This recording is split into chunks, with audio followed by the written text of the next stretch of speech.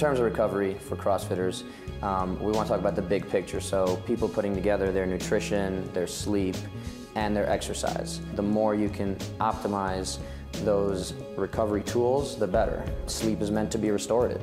So one of the things that sleep can do, where people don't get enough sleep, is they're skipping out on that recovery period. I would say that all those factors of nutrition, exercise, and sleep are interrelated and important in maintaining a healthy lifestyle. Physical inactivity and weight gain or inappropriate weight are clearly linked to higher cardiovascular events rates. And in order to achieve those goals, I believe that having adequate sleep is important. And a longer recovery period. So I think it's important to actually get the proper rest for your body to heal, and that usually occurs during at nighttime. But again, improving that quality of sleep is what I think is more important. So there are population studies suggesting an association with sleep deprivation and increased risk for cardiovascular events and risk factors for cardiovascular disease.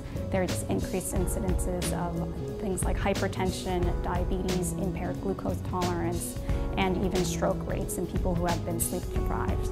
Over time, and obviously this is very intriguing, and there will be further study into these areas to try to establish what the direct causal link is between sleep deprivation and adverse cardiac events.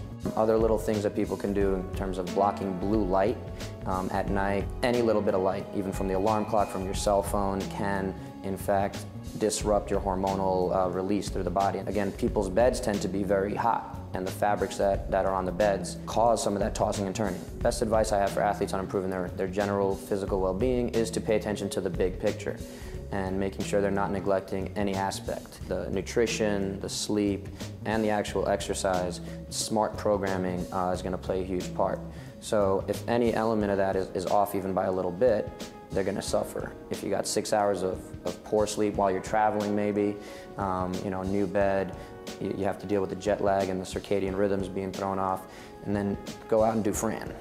Go out and do a workout, see how long it takes you to do 100 push-ups, whatever the workout is, and compare that to when you get a good night's sleep and how you're doing when you're consistently getting good night's sleep. Even that one night of bad sleep generally has been shown to throw off any kind of performance measures, along with basically putting you in a state of hormonal imbalance, and your body's basically just reeling. I have patients that come in presenting with symptoms from after they notice a change in their sleeping pattern or changing even in the mattress that they use. So I encourage them to go back to the mattress they were using before, or change the mattress to a different surface area, because that affects the pressure on the joint. And when we've done that, we've noticed their symptoms improve. We haven't go any further than that.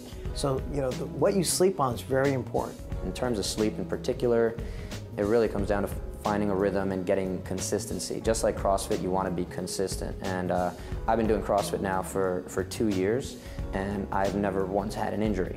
And I attribute that to being smart about my training, being smart about my sleep, being smart about my nutrition. I consider sleep to be one of the most important pieces of recovering and maximizing what your body can do, so everyone should invest in their rest.